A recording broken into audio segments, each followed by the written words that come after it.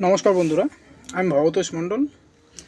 আজকে আপনাদের জানাবো তিনটি কাজের সম্বন্ধে, যে তিনটি কাজ ধনী লোকেরা সব সময় করে না, কোনো সময় ভুল করেও করে না। আর যারা গরিব, যাদের বুদ্ধি হাই লেভেলের, তারা সব সময় এই কাজগুলোকে রিপিট করেই যায়। তো আজকের এই তিনটি কাজ সম্বন্ধে আপনারা জেনে নিন।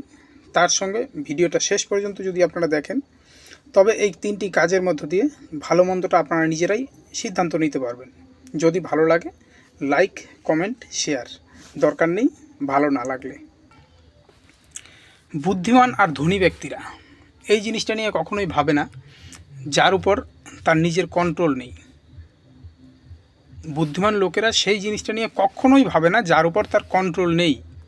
আর সেই জিনিসটা নিয়ে তারা সবসময় চেষ্টা করে ভালোর থেকে ভালো করার। যার উপরে তার কন্ট্রোল আছে সে তার সবচেয়ে ভালোটা দিতে পারবে। তো এটা সরাসরি এভাবে বোঝা সম্ভব নয়। এটা বুঝতে গেলে আপনাকে এই উদাহরণটা নিতে হচ্ছে। যেমন আমাদের হাইটটা আমরা কোনোভাবেই নিজেরা একটা নির্দিষ্ট বয়সের পর বাড়াতে পারবো না। তাই বুদ্ধিমান লোকেরা বা ধনী ব্যক্তিরা কখনোই তাদের বয়স পার হয়ে গেলে হাইটের পিছনে ছোটে না। কিন্তু সেই সঙ্গে আমাদের শরীরের ওজন মোটা হয়ে যাওয়া, এটা কিন্তু আমরা যে কোনো বয়সে যে কোনো স্থান থেকে জিমের মাধ্যমে বাড়া থেকে কমিয়ে আনতে পারি, আর কমা থেকেও উল্টাপাল্টা খাওয়ার মাধ্যমে বাড়িয়ে তুলতে পারি। তাই স্মার্ট লোকেরা সব সময় তাদের হাইটটাকে কন্ট্রোল করতে না পারলেও তাদের বডিটাকে ঠিকমতো কন্ট্রোল করে, তাদের ওয়েটটাকে ঠিক ম্যানেজ করে নেয়। এই ধরুন না, নেহা কাক্করের গল্পটা। সে তার জীবনে অনেক কিছু অ্যাচিভমেন্ট করেছে তার সুরের মধ্য দিয়ে, কিন্তু সে তার হাইটটাকে কোনোভাবেই কিন্তু ম্যানেজ করতে পারেনি। হ্যাঁ, তার ওয়েটটা সে কিন্তু ঠিক ম্যানেজ করে নিয়েছে। শুধু সে না, পৃথিবীর যে কোনো ব্যক্তির ক্ষেত্রে একই গল্প। হাইটকে ম্যানেজ করা আমাদের সাধ্যের মধ্যে নেই, আবার ওয়েটকে ম্যানেজ করা আমাদের সাধ্যের মধ্যে। আরও সহজভাবে বুঝতে গেলে কি, আপনি আজকে একটা পার্টির আয়োজন করলেন, আপনি খুব বড় একটা অনুষ্ঠান করছেন। এই অনুষ্ঠানটা করার পিছনে আপনার সম্পূর্ণ আনন্দ ফুর্তি লেগে থাকবে। কিন্তু আপনি কি এটা কথা দিতে পারেন যে এই আপনার অনুষ্ঠানে আসা প্রত্যেকটা ব্যক্তি আপনার করা অনুষ্ঠান থেকে আনন্দ পাবে? না, এটা কিন্তু যার যার ব্যক্তিগত ব্যাপার। আপনি অনুষ্ঠান করছেন, অনুষ্ঠানে খরচা করছেন, এখান থেকে আপনি অনেক আনন্দ পাচ্ছেন, লোক এখান থেকে খুশি অনুভব করবে, এই আশা আপনি মনে রাখতে পারেন। কিন্তু আপনি কখনোই এটা মনে আনতে পারেন না যে আপনার অনুষ্ঠানে এসে সবাই আনন্দ উপভোগ করবে। আপনার অনুষ্ঠানের খাওয়া দাওয়া আপনি ভালো করার চেষ্টা করছেন, কিন্তু সবার কাছে ভালো লাগবে এটা কিন্তু সাধ্যের মধ্যে না। এটাও যদি না বোঝা যায়, প্রতিটা মা বাবা তার সন্তানকে সব থেকে ভালো করার সব সময় চেষ্টা করে, এটা মা বাবার দায়িত্ব। কিন্তু কোনো মা বাবা কি এটা কথা দিতে পারবে যে তার সন্তান সব থেকে ভালো হয়েছে, তার সন্তান সব থেকে ভালো হবেই? এই গ্যারান্টিটা কেউ দিতে পারে? তো এই জিনিসটাই আমাদের বুঝতে হবে যে কার উপর আমাদের কন্ট্রোল আছে আর কার উপর আমাদের কন্ট্রোল নেই।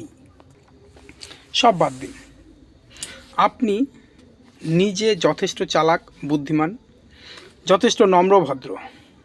তো এই জন্য আপনার কথা সবাই শুনে চলবে, আপনার মতো নম্র ভদ্র সবাই হবে, এটা কি আপনি সবার কাছ থেকে আশা করতে পারেন? এটা কিন্তু কখনোই না।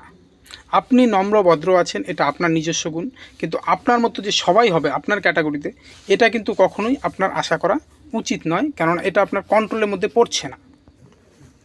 আপনার কাছে অনেক টাকা আছে, কিন্তু টাকা থাকলে কী হবে? আপনার মধ্যে এমন কোনো একটা রোগ আসলো যেটা টাকা দিয়ে কেন, এই দুনিয়ায় তার চিকিৎসাই নেই। তো আপনার এত টাকা পয়সা দিয়ে কি হবে? তো বন্ধুরা, এখান থেকে আমাদের শিখতে হবে যে জীবনে আমাদের সব কিছুর মধ্যে কোনটায় আমাদের কন্ট্রোল আছে আর কোনটায় কন্ট্রোল নেই।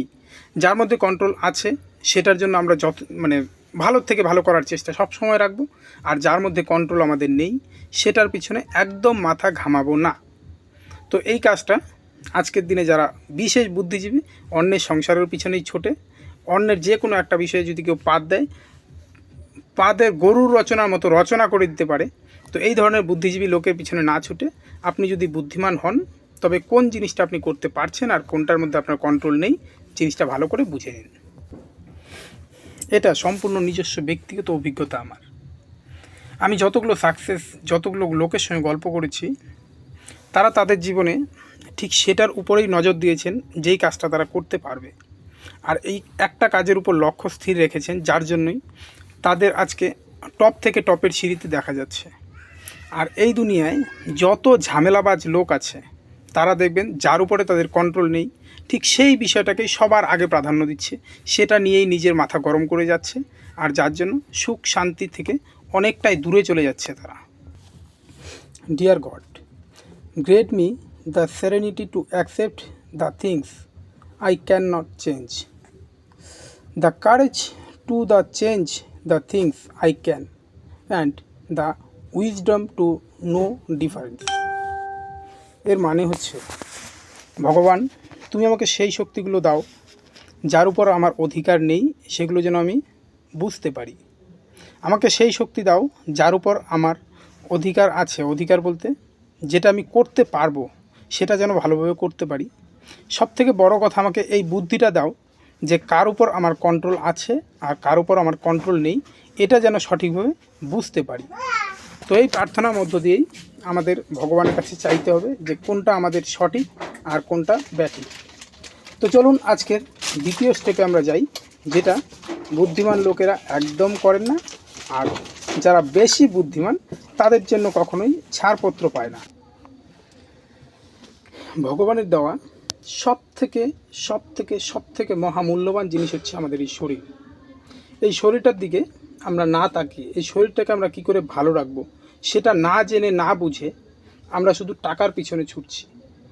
বন্ধুরা, এটা জেনে রাখবেন যে আজকের দিনে আমাদের অ্যাক্টর, আমাদের ক্রিকেটার, আমাদের যারা চাকরিজীবীতে আছেন, প্রতিটা ব্যক্তি যারা নির্দিষ্ট স্থানে ভালো পজিশন করে আছেন, তারা তাদের শরীরের দিকে সবথেকে বেশি প্রাধান্য দিচ্ছে। কেননা আপনার সঙ্গে যদি আপনার এই শরীরটা সাথ না দেয়, এই দুনিয়ায় টাকা পয়সা, পরিবার, বিষয় সম্পত্তি কোনো কিছুতেই আপনার কোনোভাবেই শান্তি আসতে পারে না। আমাদের অ্যাক্টর অক্ষয় কুমার, যাকে আমরা দেখি খুব ভালোভাবে চিনি জানি, অক্ষয় কুমার তার জীবনের 24 ঘন্টাকে কিন্তু সবসময় 22 ঘন্টা বলেন, আর 2 ঘন্টা ছেড়ে দেন তার এক্সারসাইজের জন্য। তো যারা নিজের শরীরের যত্নটা নিতে না পারবেন, তাদের জীবনে টাকা পয়সার পিছনে যতই ছোটেন না কেন, আপনার জীবনে বুদ্ধিজীবী আপনি যতই হন, আপনার জীবনের আয় উন্নতি কোনোভাবেই সম্ভব না। শরীর সঙ্গ না দিলে আপনার এই দুনিয়াতে থাকা না থাকা দুটোই সমান হয়ে যাবে। তাই সঠিক সময় থাকতে সময় মতো এই শরীরটার যত্ন নিন, শরীরটাকে প্রচুর থেকে প্রচুর পরিমাণ খাটান। আজকের দিনে আমরা আলসিয়া হয়ে গেছি, এই আলসিয়া ভাবটাকে ছেড়ে আজ নয় কাল করব, এই ভাবটাকে ছেড়ে কাল নয় আজ, আজ নয় এখনই শুরু করুন আপনার এই শরীরের পিছনে খাটা, এক্সারসাইজ শুরু করুন। তার সঙ্গে এই শরীরের কোনো গ্যারান্টি তো নেই, এই শরীরটার জন্য একটা ইন্স্যুরেন্স, লাইফ ইন্স্যুরেন্স অবশ্যই করিয়ে রাখুন, আপনার পরিবারের ভালোর জন্য, আপনার নিজের ভালোর জন্য। কেননা সাইফ আলী খান যখন 5 দিন হসপিটালে ছিলেন, 5 দিন হসপিটালে থাকার পর তার বিল এসে গিয়েছিল প্রায় 3 করোড়ের কাছাকাছি। তখন তার জীবনে সবথেকে বেশি যেটা কাজে এসেছিল তার লাইফ ইন্স্যুরেন্স। তো এটা আপনাদেরও আমি বলবো, আপনারা প্রত্যেকেই আপনাদের লাইফ ইন্স্যুরেন্সটা অবশ্যই করে নিন। আর লাইফ ইন্স্যুরেন্সটা যেন টার্ম ইন্স্যুরেন্স হয়। টার্ম ইন্স্যুরেন্স মানে খুব কম পয়সার মধ্য দিয়ে খুব বেশি রিকভারি আপনি পাবেন। এই টার্ম ইন্স্যুরেন্সটা অবশ্যই করিয়ে নেবেন প্রত্যেকে। 3 নম্বর গল্পটা, আপনার নিজের জীবনের সাফল্যের চাবিকাঠি অন্যের হাতে তুলে রাখা। এটা কীরকম? ধরুন আপনি কোনো একটা জায়গায় গেলেন, যাওয়ার পর কী হলো, সেখানে কেউ আপনাকে খোঁটা দিয়ে কোনো কথা বলল, বা এটাও হতে পারে যে আপনার কোনো কাজ নিয়ে কেউ আলোচনা করছে, যেটা আপনার যে কাজ করেছেন তার উল্টো দিক থেকে, মানে আপনাকে ইনসাল্ট করার মতো। তো এরকম কোনো বিষয় যখন আসে, তখন কি আপনি নিজের মনে কষ্ট পান? সত্যি করে নিজের বুকে হাত দিয়ে বলুন তো। ছাড়ুন, এটাও ছাড়ুন।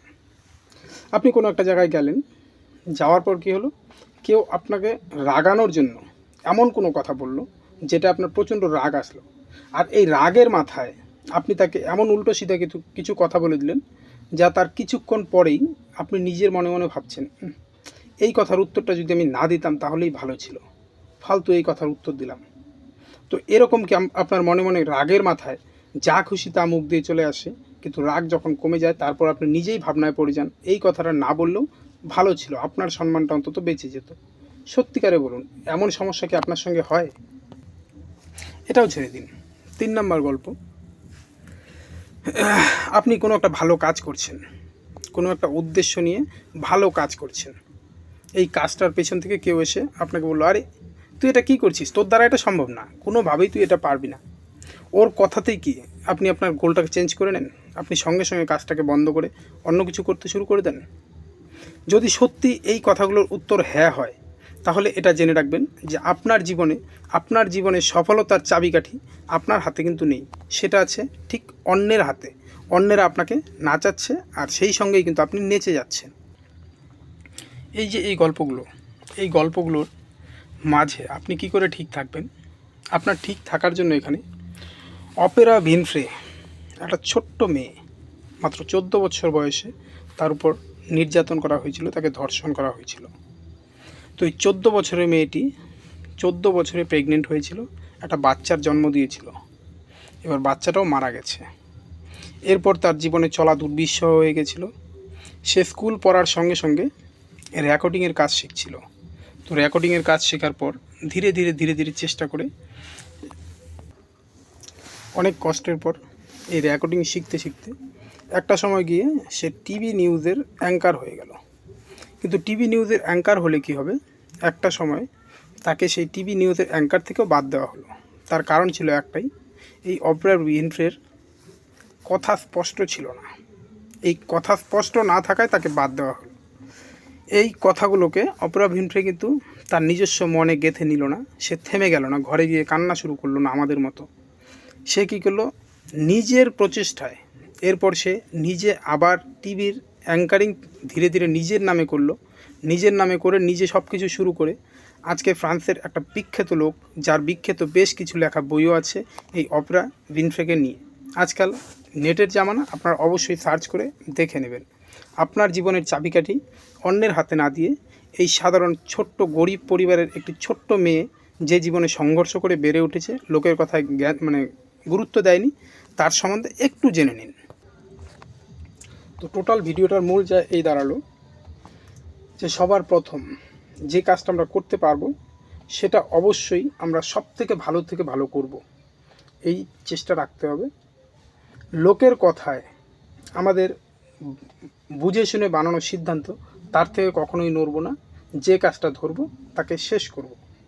আর তার সঙ্গে কী করতে হচ্ছে, ভগবানের দেওয়া সবচেয়ে বড় উপহার আমাদের এই শরীর। এই শরীর স্বাস্থ্যটাকে ভালো রাখার জন্য সুখাদ্য খাবো, সঙ্গে এক্সারসাইজটাকে চালিয়ে যাব। তো 2026 আসছে, 2026 আসার আগে আপনাদের জন্য এই হচ্ছে বিএম আয়ুর্বেদ অ্যান্ড মার্কেটিংয়ের বার্তা। ধন্যবাদ, গুড নাইট।